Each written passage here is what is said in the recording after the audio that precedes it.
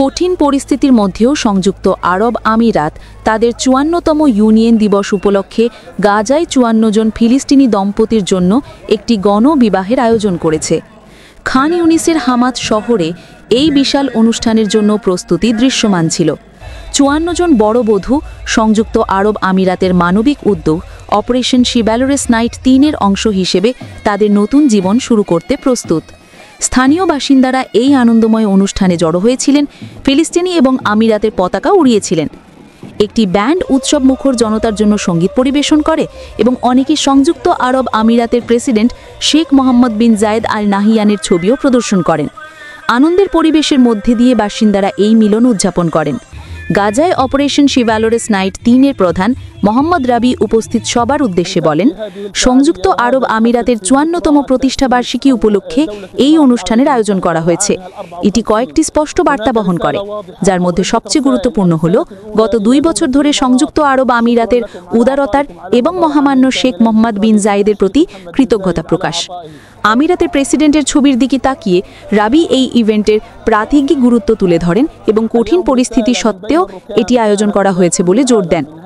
ধ্বংসস্তূপের মাঝেও আজ সারা বিশ্বের কাছে আসার বার্তা পাঠানো হলো। এই অনুষ্ঠানটি সম্ভব করার জন্য সবাই কঠোর পরিশ্রম করেছেন। আমরা অসহনীয় কষ্টের মধ্যে দিয়ে গেছি, কিন্তু সবার সম্মিলিত প্রচেষ্টার কারণে আমরা এই উদযাপনটি করতে পেরেছি।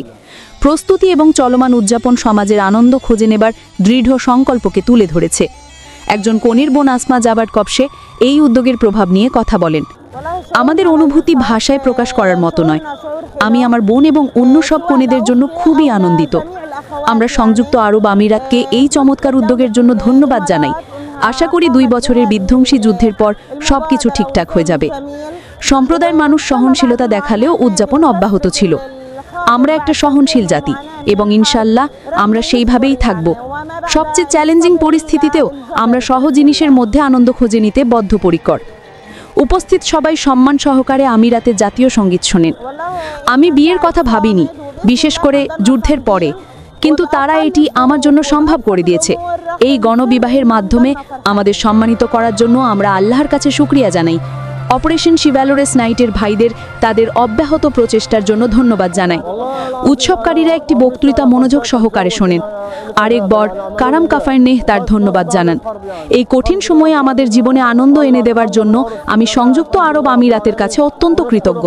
আমি কমিটি এবং তার সদস্যদেরকেও তাদের সমর্থনের জন্য ধন্যবাদ জানাতে চাই। বরেরা মঞ্চে আসন গ্রহণ করার পর উদযাপন চলতে থাকে। উদ্যোগের মিডিয়া কর্মকর্তা শরীফ আল নাইরাব ৫৪ জন দম্পতি বেছে নেওয়ার কারণ ব্যাখ্যা করেন। সংযুক্ত আরব আমিরাতের ৫৪তম জাতীয় দিবস উপলক্ষে আমরা ৫৪ জন বরকে বেছে নিয়েছি। আমরা বিশ্বাস করি এই উদযাপনটি ফিলিস্তিনি জনগণের সহনশীলতা এবং টিকে থাকার প্রতীক হবে।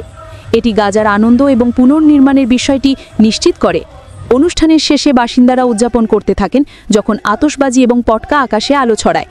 এই গণবিবাহ সফলভাবে গাজার মানুষের জন্য আশা এবং একটি ভাগ্যরা ভবিষ্যতের শক্তিশালী প্রতীক হিসাবে কাজ করেছে, যা অঞ্চলের যুবক এবং পরিবারগুলোর আর্থিক বোঝা কমানোর জন্য সংযুক্ত আরব আমিরাতের প্রতিশ্রুতিকে পুনরায় নিশ্চিত করে।